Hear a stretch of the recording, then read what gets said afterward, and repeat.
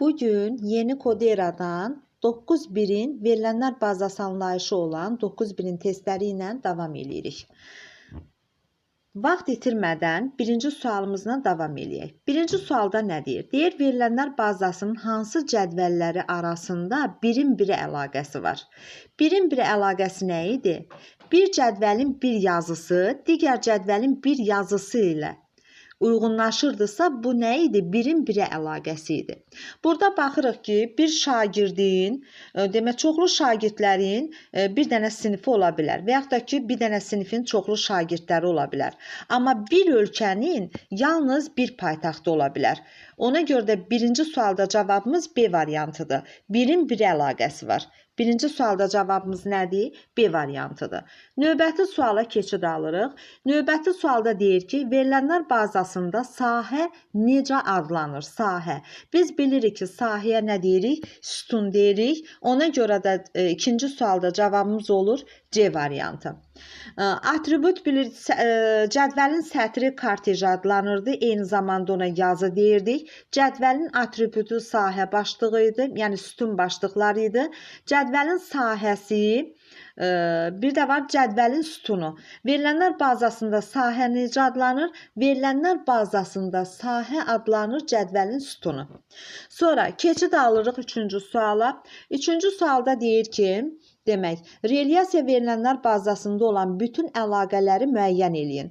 Baxırıq, bax, birin birə var, birin birə var, birin çoxa var, çoxun birə var, çoxun çoxa var. Ona görə də cavabımız olur 3-də C variantı. Növbəti suala keçid alırıq. Növbəti sualımız 4-cü sualdır. 4-cü sualda deyir ki, verilənlər bazasının idarə olunma sistemi xarici qurğuda yerləşən fail və oxuyan və yazan proqramlar yığınıdır. Xeyr, elə bir proqram təminatıdır ki, onun vasitəsilə istifadəçi verilənlər bazasını təyin edə, yarada, qoruya və ona müraciəti nəzarət edə bilir. Ona görə də 4-cü sualda cavabımız B variantı olmuş olur. Bax, təkrar bir də deyirəm. 4-cü sualda deyir ki, verilənlər bazasının idarə olunma sistemi nədir?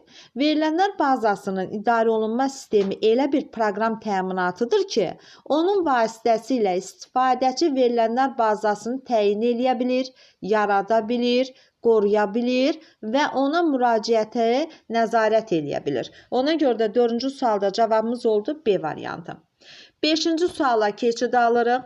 5-ci sualda deyir ki, verilənlər bazasında A və B cədvəlləri arasında hansı əlaqələr var? Baxın, bax, gördüyümüz kimi bir dənə A cədvəlində bax, bu nöqtədən həm A-ya, bax, neçə dənəsi çıxıb? 3 dənə xətt çıxıb. Demək, birin çoxa əlaqəsidir. A-nın bir dənə obyektinə B-nin bir neçə dənəsi, demək, bir neçə əlaqəsi mövcuddur. Birin çoxa əlaqəsidir. Ona görə də cavabımız nə olur? Birin çoxa əlaqəsi. Yəni 5-ci sualda cavabımız olur B variantı. Sonra 6-cı suala keçid alırıq. 6-cı sualda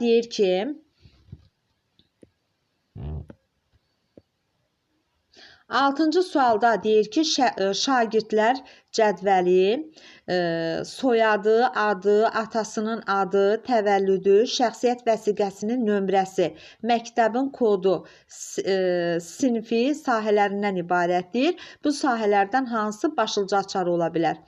Açar nə üçün lazım idi? Açar biz cədvəli təyin eləyəndə aksesdə, cədvəli təyin eləyəndə cədvəldəki sətirlərin demək təkrarlanmamağı üçün bizə nə lazım idi? Açar lazım idi. Bunun üçün baxırıq, burada açar sahə, 6-cı sualda açar sahə nə götürə bilərik? Burada şəxsiyyət vəsiqəsinin nömrəsini götürə bilərik də açar sahə kimi. Ona görə də 6-cı sualda cavabımız olur E variantı. Keçid alırıq növbəti suala. Növbəti sualımız 7-ci sualdır. 7-ci sualda görək nə deyir? 7-ci sualda deyir ki, verilənlər bazası nədir? Verilənlər bazası nə deməkdir? Nədir? Tərif olaraq bizdən soruşur. İnformasiyanın saxlanması, ilkin emalı və axtarışını təmin edən verilənlər yığını nə adlanır? Adlanır verilənlər bazası. 8-ci suala keçid alırıq. 8-ci sualda deyir ki, demək, 7-ci sualda cavabımız nə oldu? 7-ci sualda A variantı olmuş oldu. İndi 8-ci suala baxırıq. Deyir ki, başlıca açar nədir? Başlıca açar cədvəlin demək. Hə. Demək, başlıca açar cədvəlin xüsusi sahəsi olmaqla yazılara avtomatik neyniyir? Sıralayır. Ona görə 8-ci sualda oldu cavabımız C variantı. 9-cu suala keçid alırıq. 9-cu sualda deyir ki, tutaq ki, sizə aşağıdakı məlumatları göstərə bilən verilənlər bazası yaratmaq tapşırılır. Demək, verilənlər bazası yaratmaq tapşırılır və bizə nə deyir? Deyir, kompüterə maraq göstərilən bütün şagirdlərin yaşları, burada demək, yaş da var. Dərziliyə maraq göstərən qızların sayı var. Güləşlə məşğul olan oğlanların soyadlarını və belə bir variantlar, belə bir verilənlər bazasında ən azı hansı sahələr olmalıdır? Mən burada ümumi olaraq həm oğlanlar var, həm qızlar var. Mən burada cinsi göstərməliyəm. Baxıram ki, soyadı da var, adı da var. Yaşı da var. Çünki dərziliyə kompüterə maraq göstərən bütün uşaqların yaşları var. Mən yaşda götürməliyəm. Oğlan, qız adları çəkir ayrı-ayrılıqda. Bunun cinsində götürməliyəm. Bir də deyir ki, burada demək dərziliyyədə maraq göstərən var, güləşlə də məşğul olan var və eyni zamanda kompüterə də maraq göstərən var. Ona görə də bunun məşğuliyyətini də nəzərə almalıyam. Onun üçün də verilənlər bazası yaratmaqdan ötürü mən nəyə nəzər salmış olam? Mən nəzər salıram demək, burada həm soyadı, həm adı, həm cinsi, yaşı və məşğuliyyəti. 9-cu sualda cavabımız nə olur onda? C variantı olmuş olur. Növbəti suala keçid alırıq. Növbəti sualımız 10-cu sualdır. 10-cu sualda deyir ki, modellərdən hansı ağacvari struktura malikdir? Ağacvari struktura malik olan iyerarxikdir. Ona görə 10-cu sualda cavabımız A variantıdır. Verilənlərin relyasiya modelində nisbət nəyi bildirir? Biz bilirik ki, nisbətə nə demişdik biz? Cədvəl demişdik, cədvəl. Nisbətə nə demişdik? Cədvəl demişdik. 11-də oldu demək, cavab E variantı. 12-ci suala diqqət edirik. 12-ci sualda nəyi nəzərdə tutub? Deyir ki, təqdim olunan model verilənlər bazasının hansı strukturuna aiddir? Baxın, görürsünüz, hər tərəfin 1-in 3 ilə də əlaqəsi var, 1-in 4 ilə də əlaqəsi var. Sonra aşağının burayla da istənilən yerlə də bir toçq obyektin əlaqəsi var. Yəni, çoxlu əlaqəlilik təşkil eləyir. Ona görə də bu şəbəkə modelinə aid olmuş olur. Yəni hansı struktura malikdir? Şəbəkəyə aiddir. 12-ci sualımızın cavabı oldu nə? D variantı. İndi növbəti suala keçid edirik. 13-cü sual.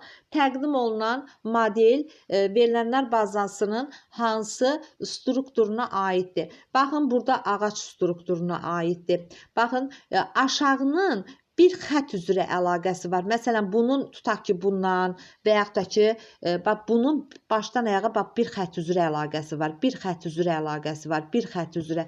Əgər bunun bundan, təzələnən bunun yuxarıya qalxıb bundan, buradan aşağı belə əlaqə olsaydı, onda şəbəkəyə aid olardı. Amma burada yuxarıdan aşağı doğru bir xət üzrə hərəkət eləyir deyə, bu iyerarxik, yəni ağac strukturuna aid olmuş olur. Ona görə də 13-cü sualda cavabımız A variantı olur. İndi növbəti suala keçid alırıq, 14-cü suala.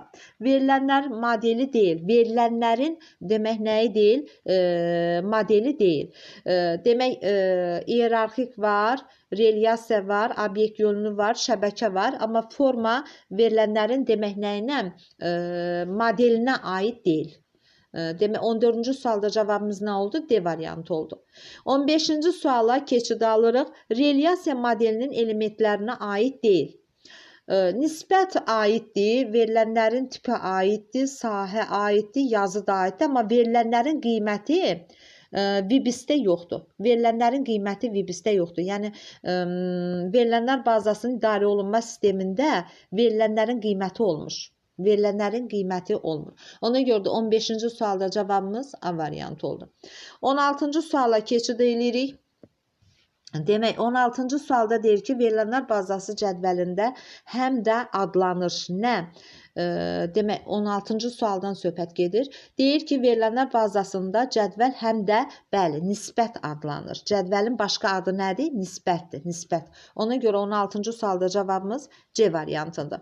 17-ci suala diqqət edirik. Demək 17-ci sualda deyir ki, cədvəldə neçə sahə var? Sahədən söhbət gedirsə, onun sütunu, sahə nə deməkdir? Sütun. Ona nə də deyirik? Domen də deyirik. Baxırıq, neçə dənə sütunu var? Bax, adi sütunu var, adi sütunu var.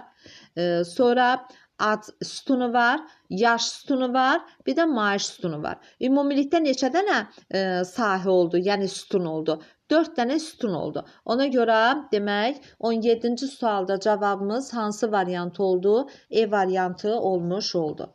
Sonra gəlirik 18-ci suala. 18-ci sualda deyir ki, demək verilənlər bazasında əsas açar nədir?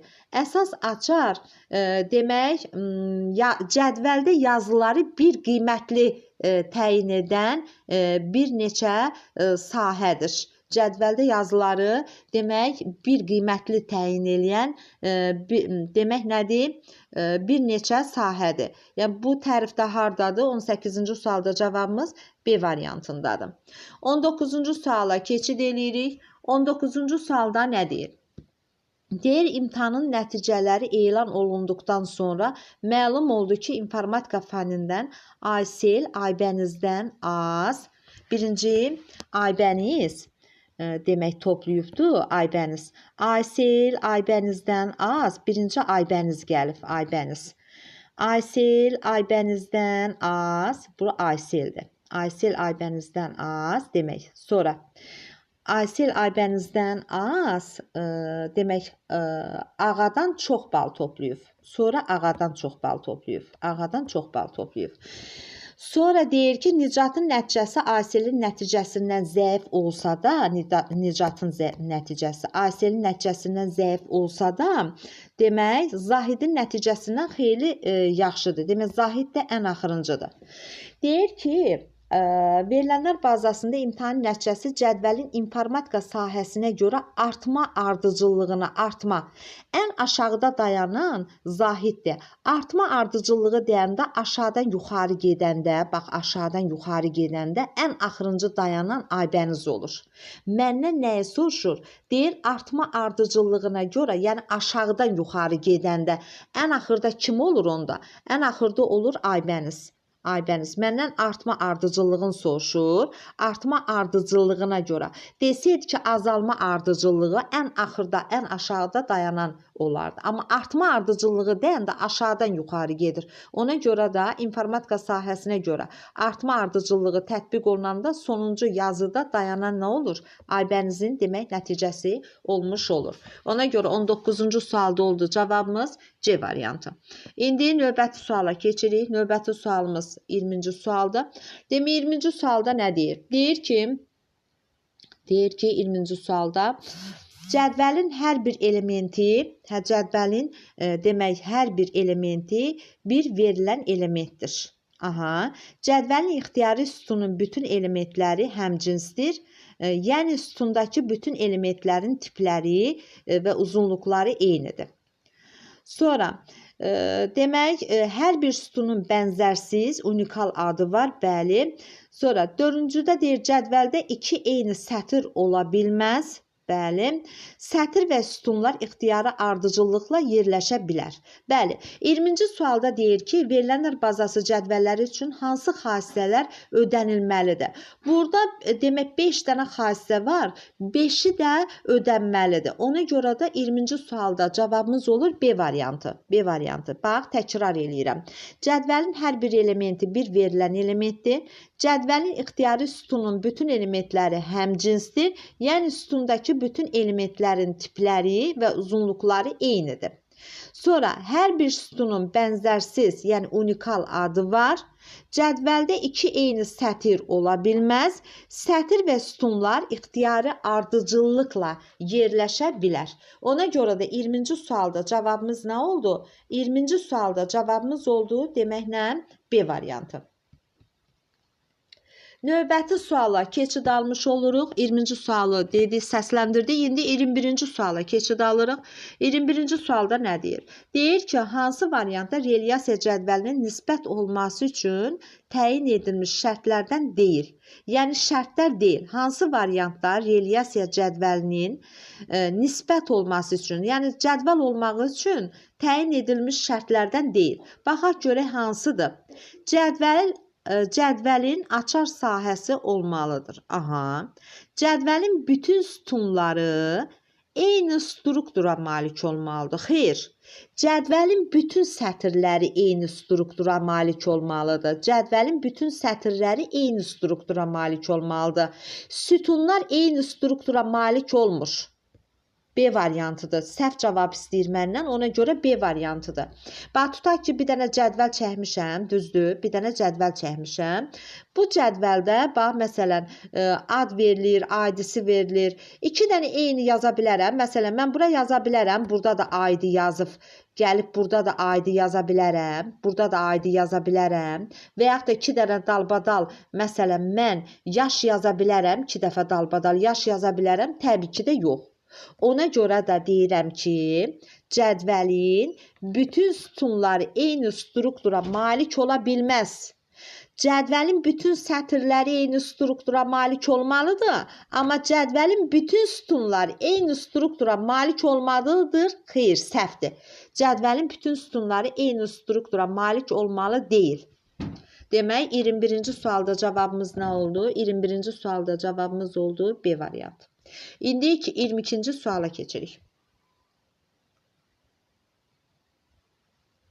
Aha.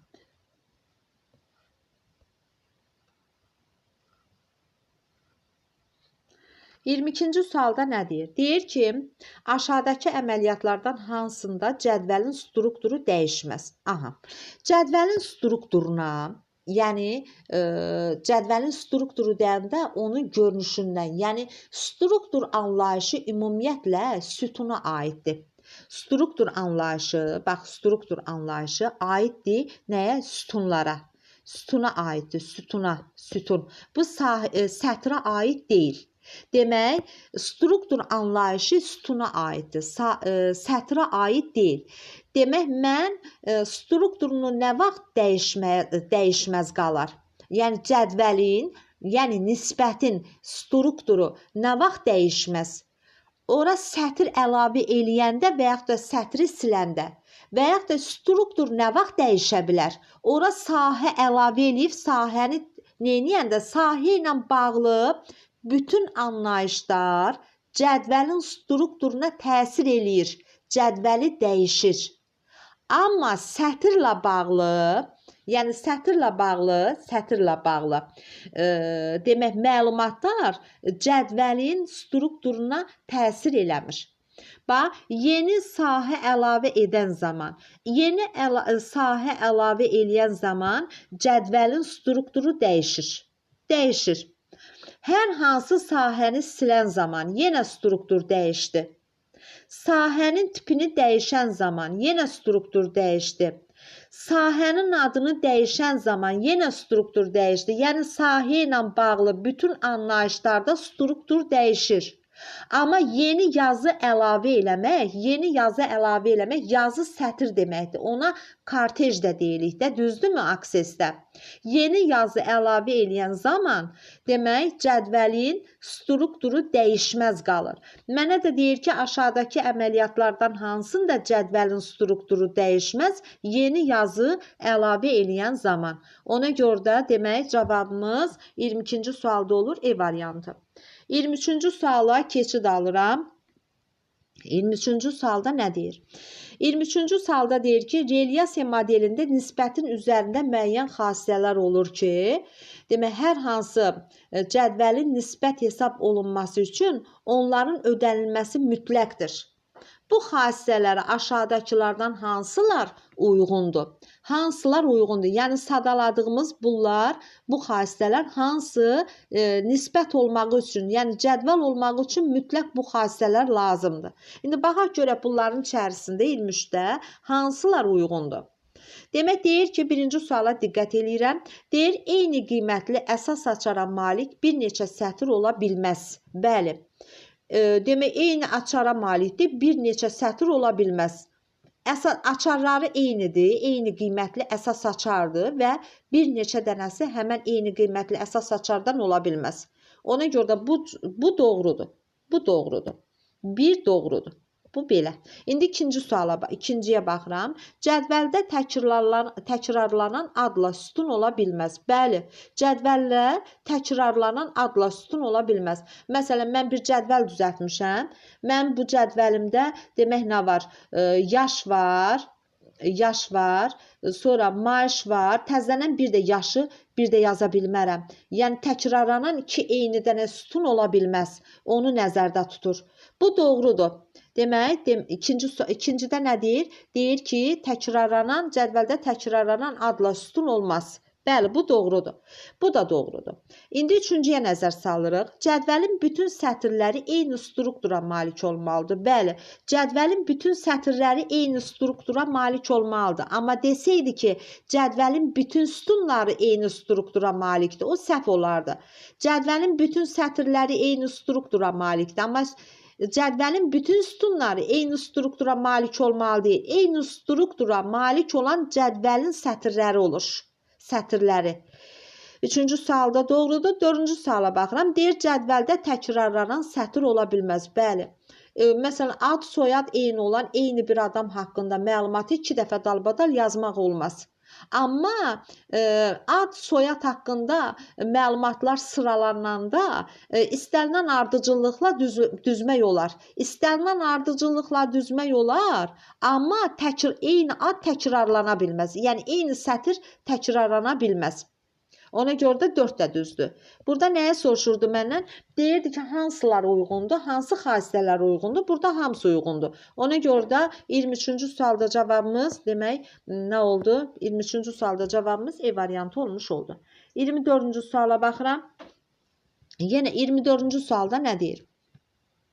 Demək deyir ki, doğru olmayan mülahizəni müəyyən edin. Access proqramında cədvəli verilənlərlə doldurmazdan əvvəl onun strukturunu müəyyən etmək lazımdır. Bəli, əvvəl mən onun strukturunu müəyyən edirəm Design View rejimində. Sonra strukturunu, yəni cədvəlim neçə sətirdən ibarət olmalıdır, neçə sütundan ibarət olmalıdır.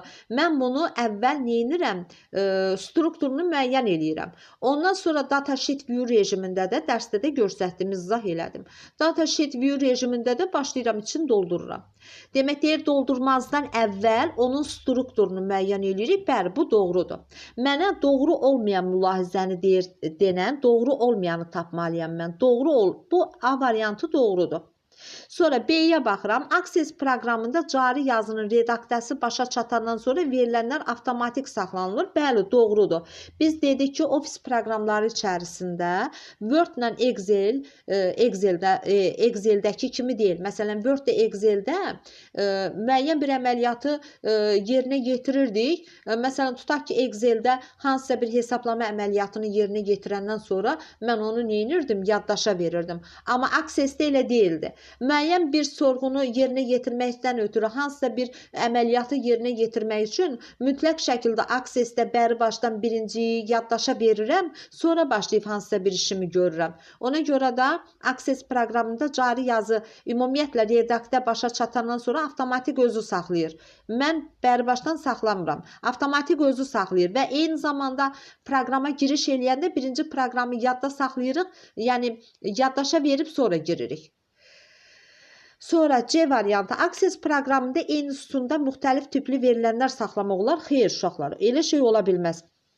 Mən əgər soyad daxil eləyirəmsə və yaxud da adı daxil eləyirəmsə, adı yazmaqdan ötürü, adları daxil eləməkdən ötürü mən orada text tipində daxil eləməliyəm. Mən text tipində daxil eləmişəmsə verilənlərin tipini, mən orada ortada number tipi bir ədəd tipi daxil eləyə bilmərəm. O mümkünsüzdür. Yəni, eyni sütunda müxtəlif tip verilənlər saxlamaq olmaz. Ya text saxlayım, ya number saxlayım, ya pull current tipi saxlayım, o mümkün ola bilməz. C variantı doğru deyil. Məndən doğru olmayanı soruşurdu. Doğru olmayan da C variantıdır. Sonra gəlirik növbəti suala. Növbəti sualımız 25-ci sualdır. 25-ci sualda nə deyir? Deyir ki, hansı əməliyyatlar cədvəlin strukturunu, yenə strukturdan söhbət gedir. Strukturun yaradılması və dəyişdirilməsi zamanı həyata keçirilir. Struktura demək təsir eləyən sahədir. Hardakı sahə var, struktura təsir eləyir. Yəni sahəni dəyişməkdən ötürü, yaratmaqdan ötürü mütləq sahəni əlavə eləməliyik və yaxud da ki, sahənin müəyyən edilməsidir, adının müəyyən edilməsidir, təsvir edilməsidir sahənin. Bunlar hamısı struktura təsir eləyir. Strukturu yaratmaqdan ötürü, dəyişməkdən ötürü mütləq sahə təsir eləməlidir. Sahəyə nə isə əlavə eləyəndə, siləndə, onda bu zaman struktura təsir eləyir. Amma sətirlərlə, yazılarla bağlı istənilən bir əməliyyat cədvəlin strukturuna təsir eləmir. Baxırıq indi. Demək, burada nə deyir? Sualımıza nəzər yetirək. Sualda deyir ki, hansı əməliyyatlar cədvəlin strukturunun yaradılması və dəyişdirilməsi zamanı həyata keçirilir? Sahələrin əlavə edilməsi bəli, aiddir. Yazının yenilənməsi xeyr, yazı aid deyil. Yazının silinməsi xeyr. Yazının silinməsi və virtual cədvəlin yaradılması, yazı varsa yox. Sahənin silinməsi bəli, sahə aiddir. Sahənin tipinin müəyyən edilməsi bəli. Sahələrin adının müəyyən edilməsi bəli. Sahələrin təsvir edilməsi bəli. Verilənlərin qruplaşdırılması. Baxırıq 1, 5, 6, 7, 8. 1, 5, 6, 7, bir də 8. 1, 5, 6, 7, 8 olur nə? A variantı. Demək, 25-ci sualda cavabımız nə oldu? A variantı olmuş oldu. Növbəti suala keçid alırıq. Növbəti sualımız 26-cı sualdır. 26-cı sualda deyir ki, VBIS-in əsas funksiyasına aid deyil. Bax, funksiyalarda nə idi? Demək, VBIS-in verilənlər bazasının idarə olunma sisteminin funksiyalarına nələr aid idi? Cədvəlin demək, verilənlər bazasının yaradılmasıdır, ondan sonrasına cədvəlin yaradılmasıdır, sonra vizuallaşdırılmasıdır, redaktə olunmasıdır. Bunlar hamısı VBIS-in əsas funksiyalarına aiddir. Amma burada cədvəllərin normallaşdırılması bu VBIS-in demək funksiyasına aid deyil. Ona görə 26-cı sualda cavabımız olur D variantı. Sonra 27-ci suala diqqət edirik. 27-ci sualda nə deyir? 27-ci sualda deyir ki, doğru mülahizələri müəyyən edin. Cədvəldə təkrarlanan sətirlər ola bilməz. Bəli, doğrudur. Məndən doğruları istəyir. Baxın, məndən doğruları istəyir, doğruları. Burada da deyir ki, cədvəldə təkrarlanan sətir ola bilməz. Bəli. Cədvəldə təkrarlanan adla sütun da ola bilməz. Bəli, bu da doğrudur. İkinci sualda doğrudur. Demək, 1-də doğrudur, 2-də doğrudur. Üçüncü, cədvəldə təkrarlanan adlar, sütunlar ola bilər, xeyr, səhvdir. Cədvəlin sətirləri müxtəlif struktura malik ola bilər, xeyr. Cədvəlin sətirləri eyni struktura malik olmalıdır. Demək, bu da, amma cədvəldə sətirlər müxtəlif struktura yox. Cədvəlin sətirləri eyni struktura malik olmalıdır. Cədvəlin sütunları isə demək, nəyə? Cədvəlin sətirləri müxtəlif struktura malik olmalıdır? Yox. Cədvəlin sətirləri müxtəlif yox. Eyni struktura malik olmalıdır. Ona görə 4-ü də götürmürük, 3-ü də götürmürük. 5-ə baxıram. Cədvəldə sətirlərin ardıcıllığı istənilən qaydada ola bilər. Bəli, bu doğrudur. Ona görə 5-i götürürük. 6-da nə deyir? Cədvəlin və sahənin adının uzunluğunda bəli, 64 simvoldan çox ola bilməz. Bu da doğrudur. Ona görə də 27-ci sualda cavabımız olur A variantı. İndi keçid alırıq 28-ci sual nümunəmisinə. Deyir ki, 28-də görək nə deyir? Deyir ki, MS Access-də yaradılan failin uzantısı hansıdır? MS Access-də yaradılan failin uzantısı Access Database, o da oldu D variantı. Amma köhnələrdə MDB idi. Sonra 29. Tekst sahəsində simvolların maksimum sayı tekstdən söhbət gedir. tekstdə simvolların demək maksimum sayı nə olur? 255-dən olur. Amma memoda 65536 idi. Bu memodaydı, memoda. Memoda 65536-dır.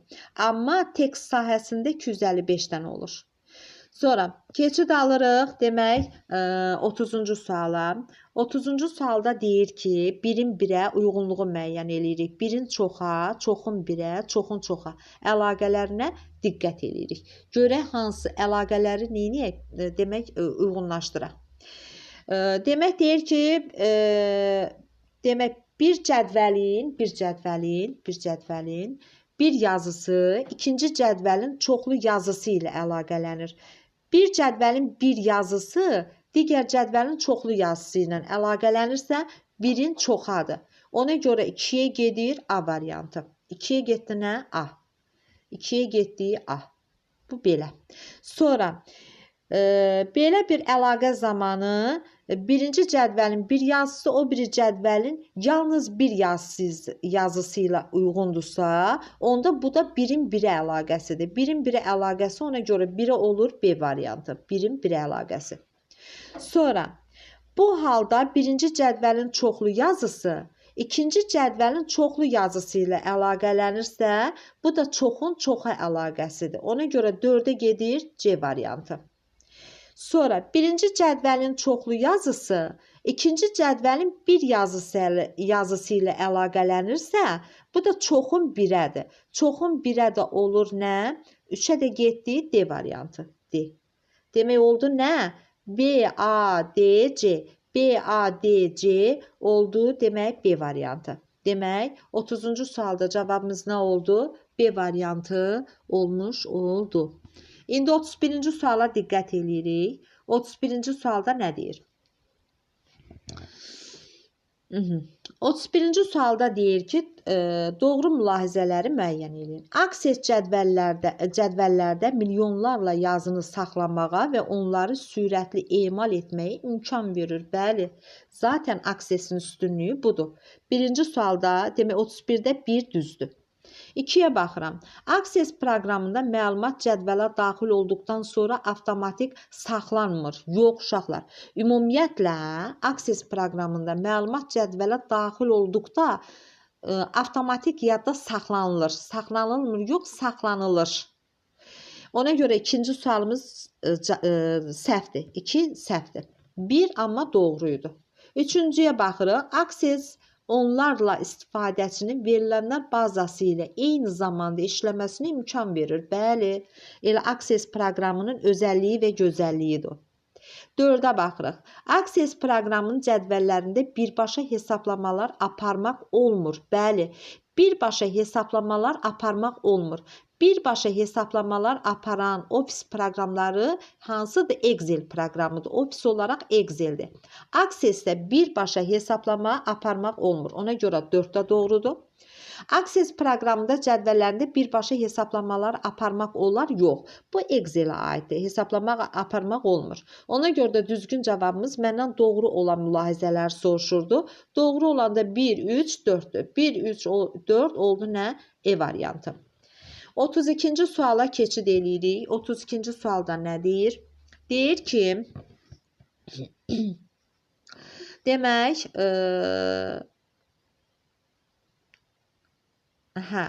demək, burada nə deyir? Deyir ki, Access proqramında cədvəli verilənlərlə doldurmazdan əvvəl onun strukturunu müəyyən etmək lazımdır. Bəli, biz dedik ki, strukturunu Design View rejimində onun demək strukturunu müəyyən eləyirdik. Datasheet View rejimində də doldururduq. Ona görə birinci sual demək doğrudur. 2-yə baxırıq. Deyir ki, Access proqramında cari yazının redaksiyası başa çatdıqdan sonra verilənlər avtomatik saxlanılır. Bəli, bu qaydada da var uşaqlar. Mən sizə atdığım PDF-i mütləq şəkildə oxuyun. 1 də doğrudur, 2 də doğrudur. 3-ə baxırıq. Access proqramında eyni sütunda müxtəlif tipli verilənlər saxlamaq olar. Xeyr uşaqlar, bu ola bilməz. Məsələn, mənim yaş sütunum var. Yaş sütunumda, mən məsələn, tutaq ki, deyirəm ki, məsələsi Məmmədli Sinan. Məmmədli Sinan deyirəmsə, onun yaşı məsələn 16-dırsa, yaş sütununda rəqəm, number tipi qoyuram. Mən ora tekstinə nəsə yaza bilərəm? Xeyr. Ona görə də 3 səhvdir. 4-ə baxıram. Access proqramında cədvəllər arasında sorğular, cədvəllər əsasında sorğular yaranır. Bəli. Cədvəllər əsasında sorğular yaradır. Bu doğrudur. Sonra 5-də nə deyir? Access proqramında verilənləri əyani formada təsvir etməkdən ötürü forma obyektindən istifadə olunur. Bəli, bu doğrudur. 5-də doğrudur. Başlıca açar hər hansı cədvəldə xüsusi sahədir və cədvəldəki yazılar avtomatik olaraq başlıca açara görə sıralanır. Bəli, bu bir qaydadır. 6 da doğrudur. Bir dənə 3 doğru olmadı. Qalan hamısı doğrudur. 1, 2, 4, 5, 6. 1, 2, 4, 5, 6 oldu E variantı. Bəli, E variantı. Bu da belə. Sonra 33-cü suala keçid alırıq. 33-cü sualda nə deyir? Deyir ki, hansı obyektsiz verilənlər bazası mövcud deyil. Verilənlər bazası deyəndə ilk olaraq ağla nə gəlir uşaqlar? Cədvəl. Verilənlər bazasını cədvəlsiz fikirləşmək olar? Xeyr. Ümumiyyətlə verilənlər bazası ilə cədvəl deməkdir. Ən azı bir dənə cədvəldən istifadə olunur. Sonra gəlirik növbəti suala. Növbəti sual nədir? Mən sizə nə demişdim? Dedim ki, əgər, bax burada, burada. Burada əgər rekord sözünü görürsənsə, bax bu rekordu burada görürsənsə, bu nədir? Əgər burada rekordu görürsənsə, bu formanındır. Bax, bu rekord var ha. Bax, bunu burada görürsənsə, bu formanındır. Nəyindir? Formanındır. Bax, onu diqqətlə yadınızda saxlayın. Bu deyir, bu təqdim olunan təsvir Access proqramında hansı obyektin pəncərəsidir? Burada rekordu gördünüzsə, bir-iki formanındır. Sonra, verilənlər bazasının idarə olunma sistemlərinin əsas funksiyaları hansılardır? Söhbət 35-ci sualdan gedir. Baxın, bunlar doğru olanların hər biri bir qaydadır və sizə atdığım yenə təkrar edirəm. PDF-də bunların hər biri var. Mütləq şəkildə öyrənməlisiniz. Başqa çıxışınız yoxdur. Verilənlər bazasının idarə olunma sistemlərinin əsas funksiyaları hansılardır? Bax, birinci sual. Verilənlər bazasının strukturunun yaradılmasıdır, doldurulmasıdır, redaktəsidir, yəni dəyişdirilməsi, bir də vizuallaşdırılması. Bax, bunların 4-ü də var. Ona görə də cavabımız E variantıdır. 35-ci sualda cavabımız nə oldu? E variantı oldu. İndi 36-cı suala baxırıq. 36-cı sualda nə deyir? 36-cı sualda doğru mülahizəni biz nə etməliyik? Müəyyən etməliyik. Demək deyir ki, Excel cədvəllər arasında relyasiyalı əlaqələri yaratmağa imkan vermir. Access-də belə əlaqələr vasitəsilə verilənlərin lazımsız təkrarlanmasından qaçmaq olur. Bəli, doğrudur. İndi növbəti Access cədvəllərdən milyonlarla yazını saxlamağa və onları sürətli emal etməyə imkan verir. Bəli, bu da doğrudur. Access onlarca istifadəçinin verilənlər bazası ilə eyni zamanda işləməyinə imkan verir. Bəli, bu da doğrudur. Access proqramında cari yazının redaktəsi başa çatdıqdan sonra verilənlər avtomatik saxlanılır. Bəli, amma Excel-də necə idi? Save komandası istifadə edirdim. Save komandasından sonra yaddaşda saxlanılırdı. Amma Access-də elə deyir. Cari, hal-hazırda yazdığım yazı başa çatdıqda növbəti sətrə keçdikdə avtomatik cari yazının redaktəsi nə olur? Yaddaşda saxlanılır. Ona görə də 4 də doğrudur. 5-də nə deyir? Deyir, Access proqramında cədvəllər əvvəlcədən təyin olmuş struktura malikdir. Bəli, əvvəlcədən dizayn view rejimində mən onun strukturunu təyin edirəm və eyni sütunda fərqli tipli verilənlər saxlamaq olmur. Bəli, bu da doğrudur. 5 də doğrudur. Sonra deyir ki, 6-da Access proqramının cədvəllərində birbaşa hesablamalar aparmaq olmur. Bunun üçün sorğulardan istifadə olunur. Mən hesablama aparmaq istəyirəmsə, mütləq sorğudan istifadə eləməliyəm. Birbaşa hesablama aparmaq olmur. Birbaşa hesablama aparmaqdan ötürü ofis proqramları içərisində Excel mənim köməyimə çata bilər. Birbaşa hesablama aparmaq olmur Access-də. Access-də hesablama aparmaq üçün mütləq şəkildə sorğulardan istifadə etmək lazımdır. Sonra verilənlər bazasında müxtəlif cədvəllərdə olan verilənlərdə birgə istifadə etmək olur. Verilənlər bazasında müxtəlif cədvəllərdə olan verilənlərdən bəli, cədvəllər arası əlaqədir bu. İstifadə eləmək olur. Bəli, bu da 7-cidə doğrudur. Məndən nəyi soruşurdu burada? Məndən soruşurdu ki, demək, sualım nə idi? Sualda doğru mülahizələri soruşurdu. Mənim 1, 2, 3, 4, 5, 6, burada hamısı doğrudur. Ona görə də 36-cı sualda cavabımız olur. Demək, nə variantı? C variantı. C variantı. Bu da belə. Sonra keçirik, demək, 37-ci suala. 37-ci sualda nə deyir? Deyir ki, biraz yaxınlaşdıraq. Verilənlər bazasında süzgəc, yəni filtr əməliyyatından söhbət gedir. Deyir, burada tətbiq olunarsa, filtr tətbiq olunarsa, demək, nə baş verər? Verilənlər bazasında filtr tətbiq eləmək, yadınızda saxlayın, müəyyən şərti ödəyən yazılar əks olunur. Qalanları gizlənilir. Məsələn, mən deyirəm ki, 5-dən böyüklər üçün filtr tətbiq eləyirəm.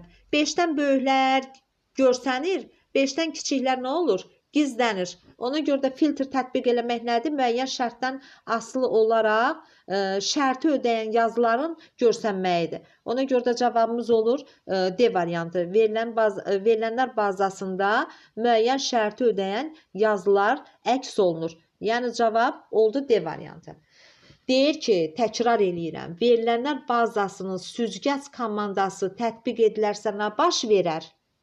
Doğru cavab D variantıdır. Verilənlər bazasında müəyyən şərti ödəyən yazılar əks olunur.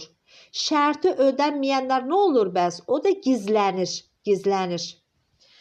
38-ci suala diqqət edirik. Deyir, sütun başlıqları uyğun olaraq, sütun başlıqları söhbət sahədən gedir. Demək, sütun başlıqları, hər bir sütun başlığı, məsələn, deyirəm ki, əməkdaşın kodu, sonra soyadı, sonra adı, atasının adı, sonra bax, bir dənə də 150 işçi haqqında məlumat. Cədvəldə neçə sahə, neçə yazı var? 150 işçi haqqında məlumat varsa, bu 150 dənə yazının olmağı deməkdir. Yəni, sətrin olmağı deməkdir. Koddur, soyaddır, sonra addır, sonra atasının adıdır. Bunlar da sütun başlığıdır. Yəni, sahənin neçə dənə sütunun olduğundan söhbət gedir. Neçə dənə sütun var? Yəni, neçə dənə sahə var? 1, 2, 3, 4. 4 dənə sahə var, yəni sütun. 150 işçi haqqında məlumat verirsə, 150 dənə də yazı var, yəni sətir var. Sahə 4-dür, yazı da sətirdə 150-dir. Olur nə? 38-də olur B variantı. İndi növbəti suala keçid alırıq. 39-cu sual. Demək, 39-cu sualda nə deyir? Bir dəqiqə əvvəlki suala keçid alaq. Bəli, aha. 39-cu suala keçid alırıq. 39-da nə deyir? Deyir ki, sayğac sahəsinin xüsusiyyətləri nədən ibarətdir? Sayğac sahəsinin demək, xüsusiyyətləri nədən ibarətdir? Sayğac nədir? Sayğac odur ki, avtonumber nə idi? Avtomatik artma xassəsinə malikdir də sayğac. Yəni, avtomatik neynirdi? Artırdı. Bax, bayaqlarım dərsdə sizə onu göstərdim. Məsələn, avtonumber qoyanda neynirdi? Başlayırdı növbəti sətri keçəndə öz-özünə neynirdi? Başlayırdı artmağa. Bax, o sayğacdır. Avtonumber. Bax, ona görə də cavabımız olur nə? D variantı. D variantı. Yəni 39-da D variantı. Deyir, sayğac sahəsinin xüsusiyyətləri nədən ibarətdir? Sayğac demək, sahəsinin xüsusiyyətləri avtomatik artma xassəsinə malikdir. 40-cı suala keçid alırıq. Deyir ki, MS Access proqramında dizayn view rejimində sahələrin tipinin təyin edildiyi sütunun adı nədir? Fayl tip. Yəni 40-da A variantı.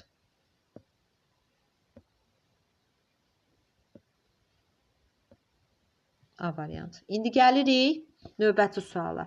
41-ci suala. 41-ci sualda nə deyir? Deyir ki, Access proqramında sahə tiplərinin adlarını seçin. Memo var idi, düzdür. Current var idi, pul tipi var idi. Hyperlink var idi, bəli. Data time var idi, bəli, var idi. Demək nə oldu? 1, 3, 4, 6. 1, 3, 4, 6 oldu E variantı. 41-ci sualda cavabımız nə oldu? E variantı oldu. İndi 42-ci suala diqqət edirik. 42-ci sualda nə deyir? Deyir ki, uyğunluğu, müəyyən eləyək. Uyğunluğu müəyyən eləyək. Bax, çox maraqlı sualdır. Bu sualda diqqətiniz məndə olsun. Demək, birinci videonu saxlayın, özünüz cavabı tapmağa çalışın. Sonra videonu yenə çalışdır düyməsini vurun, təkrar baxın. Görün, cavabımız uyğunluq təşkil eləyir, eləmir. Demək, 42-ci suala diqqət edirik.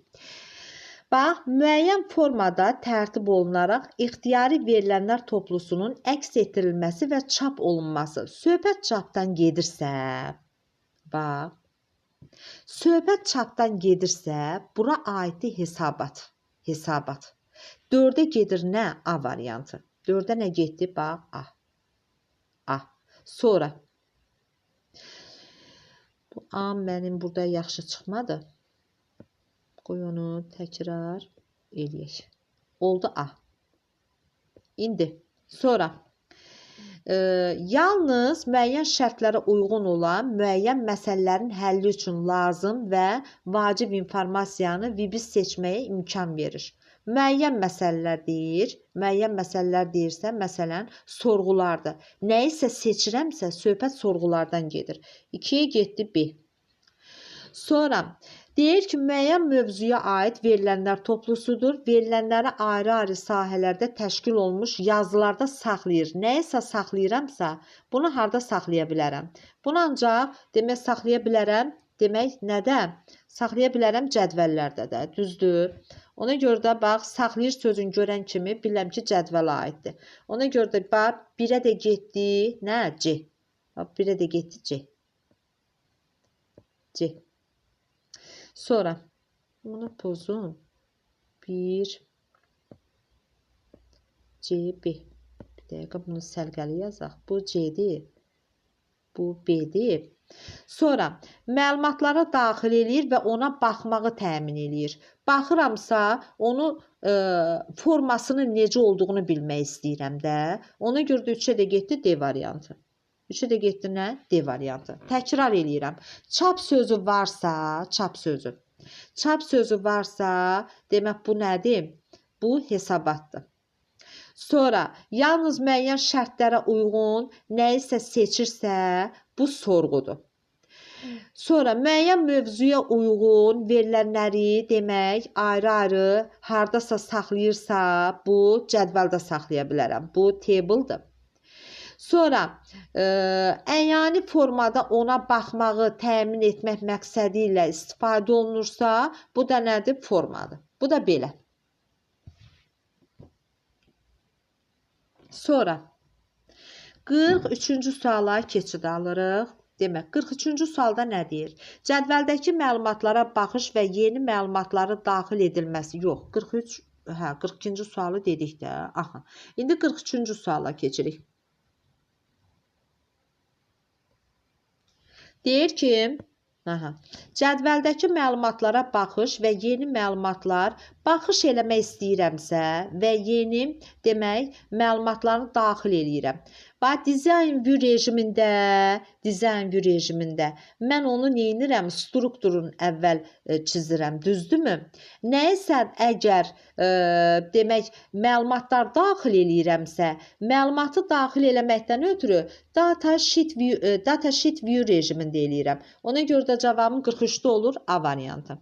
44-də verilənlər bazasında hansı sahələr unikal, yəni sahələrdir?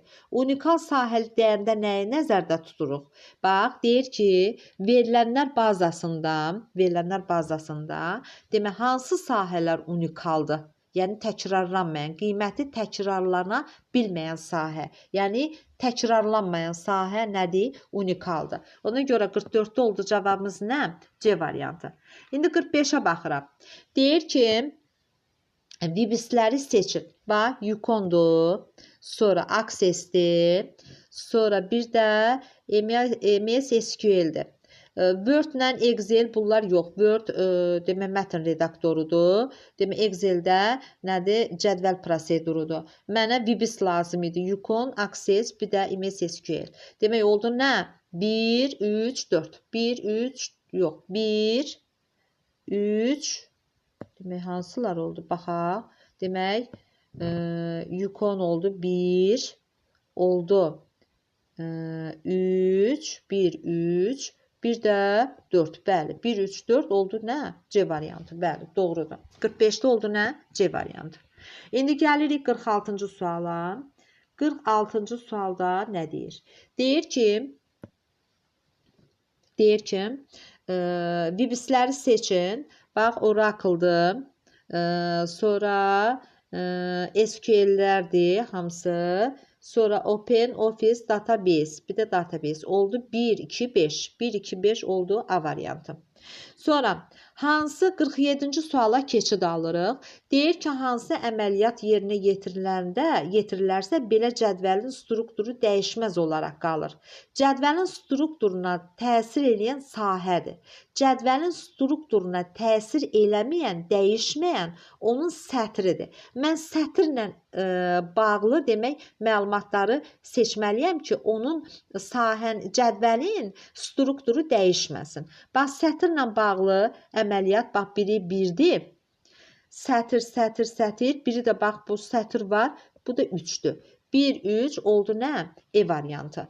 Demək, 47-ci sualda cavabımız nə oldu? E variantı olmuş oldu. İndi bura baxıram. Bax, 48-ci sualda nə deyir? Burada deyir ki, demək, burada nə var? Burada mənim 2 dənə cədvəlim var. Biri uzerdir. Demək, uzerdir. Biri uzerdir. Biri də demək uzerdir. Bir də kontrin demək cədvəlidir. Burada baxıram.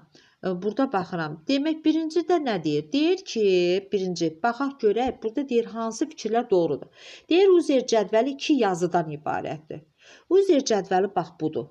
Uzer cədvəlini açıb, onun içərisinə kontrin, bu cədvəl onun içərisində açılıb. Bax, bu cədvəl var ha. Bax, bu cədvəl onun içərisində açılıb. Bax, burada baxırıq, uşaqlar. Bax, burada elə bir ki, cədvəllərin əlaqələndirilməsi var. Mən nə bilim cədvəl bir-biri ilə əlaqələndirib. Bax, buradakı üstəgələ işarəsi var ha. Bax, buradakı üstəgələ işarəsi bu cədvəllərin bir-biri ilə əlaqələndirilməsini göstərir. Nədən bilərəm ki, bu cədvəllər bir-biri ilə əlaqələndirilib? Bax, buradakı üstəgəl işarəsindən bilirəm. İndi deyir, uzer cədvəli 2 yazıdan ibarətdir. Baxın, uzer cədvəli 2 yazıdan ibarət deyil. Mən onun haqqında deyə bilmərəm. Hal-hazırda uzer cədvəli bax addan, belə üzr istəyirəm. Bax, soyaddan, bax, ID-dən, ad, bir də soyad sütunlarından, 3 dənə sütundan ibarətdir. Amma mən yazı olaraq deyə bilmərəm. Bax, burada Kərəm Vəliyevin bax, burada üstəgəli olur əvvəl. Bax, burada üstəgəli olur. Bax, bunun üzərində vurub, bax, bunun üzərində. Bax, bunun üzərində vurub. Gəlib, kurent demək, bax, bu Kərəmin üzərində vurub, gəlib, bax, bu cədvələ müraciət edib. Bu cədvələ müraciət edəndə Kərəmin hansı ölkədə olduğunu, hansı ölkələrə demək, səyahət etdiyini göstərib. Bax, Kərəmin üzərində vurub, Kərəm Vəliyevin üzərində vurub, əvvəl bax, bura üstəgələk olub. Bax, bu üstəgələyin üzərində vuranda bura minus olub. Minus olub və başqa digər kurent cədvəlinə müraciət edib. Burada müraciət edəndə Kərəm Vəliyevin hansı ölkələrdə səyahətdə və hansı ayda səyahətdə olduğunu göstərir. Bax, görürəm ki, Kərəm Vəliyev Fransada, bir də Polşada olubdur. 5-ci 6-cı ay 2019-cu ildə, bir də Polşada da olub 7-ci 9-cu ay 2022-ci ildə. Mən burada deyə bilmərəm ki, Mən deyə bilmərəm ki. Bəlkə gəlib burada Samirin üzərində vuranda, Samirin də üzərində məsələn digər bir cədvələ, kontr cədvəlinə müraciət edəndə bəlkə burada da 5 yazı göstərəcək. Yəni mən Uzer cədvəlinin 2 yazıdan ibarət olduğunu deyə bilmərəm. Sadəcə burada 3 dənə yazısı görsənir, düzdür. 3 dənə yazı görsənir, görsənməyini görsənir 3 dənə yazı. Amma mən deyə bilmərəm ki, burada 2 dənədir, 5 dənədir. Yəni biz onu deyə bilmərik. Ona görə də bax birinci sualı düz götürə bilmirik. İkinci, Uzer cədvəlində 3 dənə sahə mövcuddur. Bəli, Uzer cədvəlində 3 dənə sahə, bax, aidisi var, adı var sahə olaraq. Bir də soyadı var. Sütunlar onun nə idi? Sahəsidir. Ona görə 2 doğrudur. Sonra gəlirik, deyir, kontr cədvəlində 3 dənə sahə mövcuddur. Bax, əgər bu sonuncudur, məsələn, kontr cədvəli deyəndə bax, bunu nəzərdə tutur, bax, buradan. Bax, deyir, bax, bunu nəzərdə tutur, bax, bu cədvəli nəzərdə tutur. Bir dənə bunu mən göstərdim sizə. Bax, bu cədvəli nəzərdə tutur. Bax, bu cədvəli. Bax, bu cədvəli nəzərdə tutur. Bax, bu cədvəli nəzərdə tutur. Amma sizə bir şey deyim. Bax, bu cədvəl, bax, bu Uzer qovluğunun cədvəli. Bax, bu cədvəl. Bir dəqiqə. Bax, Uzer qovluğu, bax, bu cədvəl. Bax, gəlib, bax, burada yekunlaşıb. Görürsünüz, buradan bu tərəfə heç nə yoxdur. Amma burada kurentlə data var. Datadan sonra burada bilmirik axı burada demək hansısa bir sütun var, yoxdur. Bax bu işarə, bax burada görürsüz sonlandırma var. Buradan o tərəfi yoxdur. Amma burada bax bunun özü. Əgər burada da bir nəysə verilsəydi, mən bilərdim ki, 2 dənə sütundur. Amma burada bilmirəm burada 2 dənə sütundur. Bəlkə burada 3 dənə sütundur. 4 dənə sahə var bəlkə burada. Burada yalnız sahənin 2 hissəsi görsənir. Hamısı görsənmir axı. Ona görə də bax bunu da mən, 3-ü də mən düzgün götürə bilmərəm. İndi gələm 4-ə. 4-də nə deyir? Deyir ki, kurent cədvəli 2 yazıdan ibarətdir. Bunu da deyə bilmərəm. Kurent cədvəlində 2 dənə yazı görsənir. Amma bunun aşağısında nə var axı bilinmiş. Sadəcə olaraq burada Kərəm Vəliyevin üzərində vuranda, bax bu minus, demək bu hissəni vuranda burada plus olub əvvəl. Bunun üzərində vurub minus olub. Bu kurentlər cədvəlinə müraciət edib. Kərəm Vəliyevin hansı ölkələrə səyahət etdiyi görsənir. İndi mən axı bilmirəm Samirdən, Tahirdən sonra, Samir Qasımovdan, Tahir İmanovdan sonra bəlkə cədvəlin aşağısı var. Üzr istəyirəm, Polşa və yaxud da ki, Fransadan kurent cədvəlindən gedir də, üzr istəyirəm, söhbət bu cədvəldən gedir. Axı mən bilmirəm, burada gəlib Samirin üzərinə vuranda, kurent cədvəlinə gedəndə başqa hansı ölkələr çıxasıdır.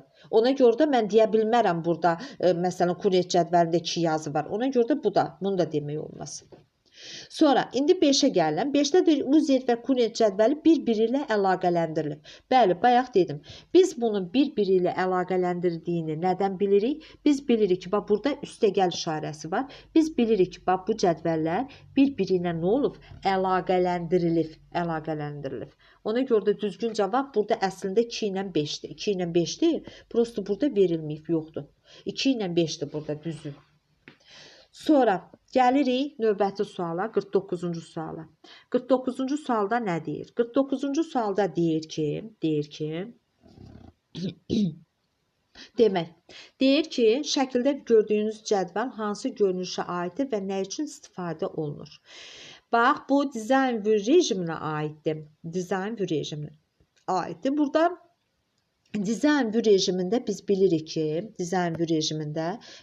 ki, burada cədvəlin strukturunu yaradırıq. Dizayn view rejimində cədvəlin strukturunu yaradırıq. Baxın, burada file name var. Burada data tip var. Biz adları, file name, bax, məsələn, burada yazırıq adı, soyadı, bax, burada yazırıq da, məsələn, ad yazırıq, bax, ad sütunu olsun, soyad olsun, yaş olsun. Burada da başlayırıq onların nəyin verməyə? Tiplərin verməyə. Bu dizayn view rejimidir. Cədvəl strukturunu hələ burada yaradırıq. Yaradandan sonra biz keçirik datasheet view rejiminə. Orada da datasheet view rejimində də cədvəlin içini neyinirik? Doldurmuş oluruq.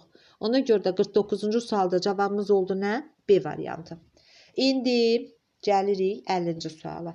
50-ci sualda nə deyir? 50-ci sualda deyir ki, cədvəldə adlar siyahısında N hərfi ilə başlayan verilənlərin siyahısını çıxartmaqdan ötürü. N hərfi ilə başlayan deyirsə, N-dən sonra bir dənə nə qoyur? Ulduz qoyub. Baxın, N-dən sonra bir dənə ulduz qoyub 50-ci sualda. Yəni, bu deməkdir ki, N hərfi ilə başlayan verilənlərin siyahısını göstərir. N ulduz. Əgər, bax, məsələn, C hərfi bilirsiniz nədir? C hərfi demək, N hərfi ilə başlayan yox. Verilənlərin adının ortasında N hərfi olsundur. Bax, məsələn, A-da nədir? A-da odur ki, verilənlərin adının sonunda N hərfi iştirak eləsin. Amma A bəndində, belə E variantında da deyir ki, N hərfi ilə, burada 50-ci sualda deyir ki, cədvəldə adlar siyahısında N hərfi ilə başlayan ad. N hərfi ilə başlayan deyirsə, N-i yazırıq, N-dən sonra ulduz demək, o deməkdir ki, N hərfi ilə başlayan verilənlərin siyahısı. Sonra, ona görə də 50-ci sualda cavabımız nə oldu? E variantı oldu. 51-ci suala diqqət edirik. 51-ci sualda deyir ki, sahəyə yalnız 2 məntiqi qiymətlərdən biri verilə bilən tip hansıdır? Yes, no tipidir də. Uşaqlar, 2 dənə məntiqi tip var. Hə, yox, yes, no. Sonra, keçirik 52-ci suala. Demək, 52-ci sualda belədir, biraz bunu yaxınlaşdıraq. Deyir, relyasiya modeli 52-ci suala diqqət edirik. 52-ci sualda demək, deyir ki, birinci bab bu nədir? Bu. Birinci sual. Birinciyə uyğun gəlir, burada şəbəkə modelidir. Bax, bu birinciyə şəbəkə uyğun gəlir. Birə getdi, D. Birə getdi, D. Sonra gəlirik ikinci. İkinciyə nə uyğun gəlir? Demək, ikinciyə də uyğun gəlir. Birə getdi nə? Birinciyə getdi şəbəkə. Birinciyə getdi şəbəkə. İkinciyə uyğun gəldi nə? Qoy bir də bunu yaxınlaşdırım. Aha. 2-yə uyğun gəldi, demək, relyasiyadır, cədvəl. 2-yə uyğun gəldi, cədvəl. 2-yə uyğun gəldi, cədvəl. Demək, nə? A variantı, yox, 1-ə getdi A, 2-yə getdi relyasiya. Hə, A. A. İndi 3-ə baxaq. 3-ə də uyğun gəldi, nə? 3 nədir? 3 burada, demək, 3-ə də uyğun gəlir, B də. Hə, B. Demək, 1 D, 2A, 3-də B. 3-də B. B hansıdır? İyerarxik, yəni ağac modelindən söhbət gedir. Ona görə də 52-ci sualda cavabımız nə oldu? A variantı olmuş oldu. Bir dəqiqə onu yaxınlaşdırım. 52-ci sualda cavabımız A variantı. Sonra 53-cü suala diqqət edirik. Aha. 53-cü sualda nə deyir? 53-cü sualda cədvəldə yeni yazı əlavə eləmək. Demək, cədvəldə yeni yazı əlavə etmək üçün, mütləq şəkildə yeni yazı əlavə etmək üçün, baxın, bu lap demək birinci, yox, burada cədvəldə 53-cü sual deyir. 53-cü sualda deyir ki, yeni yazı əlavə eləməkdən ötürü A-dan istifadə edirik, yeni yazı. Burada deyir ki, bax, bu lap axırıncı yazıya gedir. Bu lap birinci yazıdır. Bu filtr tətbiq eləyir.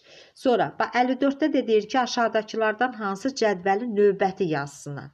Növbəti yazı, demək, nədir? Növbəti yazı, bax, budur.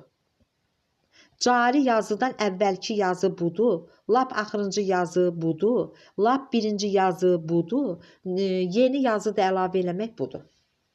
Sonra gəlirik, demək, 55-ci suala. 55-ci sualda nə deyir? 55-ci sualda deyir ki, aşağıdakılardan hansı cədvəlin cari yazısından əvvəlki yazı? Cari yazı, yəni əvvəlki yazı budur. Əvvəlki yazı budur.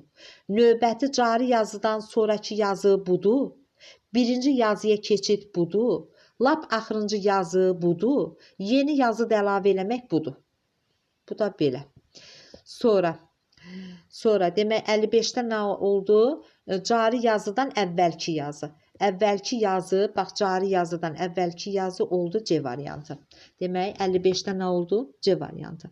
56-cı suala keçid edirik. Demək 56-cı sualda nə deyir? Birinci yazıya keçid. Birinci yazıya keçid dedik, bax indi dedik də A variantıdır. Əvvəlki yazı, demək cari yazıdan sonraki yazı budur. Cari yazıdan əvvəlki yazı budur. Lap axırıncı yazı budur. Yeni yazı da budur. Yeni yazı yaratmaqdan ötürü də bundan istifadə edirik. İndi burada sualda hansı nə deyir? 56-cı sualda deyir ki, demək hansı cədvəlin birinci yazısı? Birinci yazısı deyirsə bax buna uyğundur. 56-da A variantı. 57-ci suala diqqət edirik. Demək 57-ci sualda deyir ki, cədvəl və sorğuların lazımi şəkildə çapa vermək. Lazımi şəkildə çapa verməkdən söhbət gedirsə, söhbət hesabatdan gedir. Çapa vermək üçün bizdə aksesdə nədən istifadə olunur? Hesabatdan istifadə olunur. Demək, biz bununla sizdə demək, aksesin 9-1 testlərinin dənə-dənə izahına baxdıq. Növbəti dərsdə, demək 4-cü gün axşamda mən sizə demək 9-2-nin testlərini izah eləyib atmış olacağam. Bununla siz yekunlaşdırıram. Gecəniz xeyrə qalsın.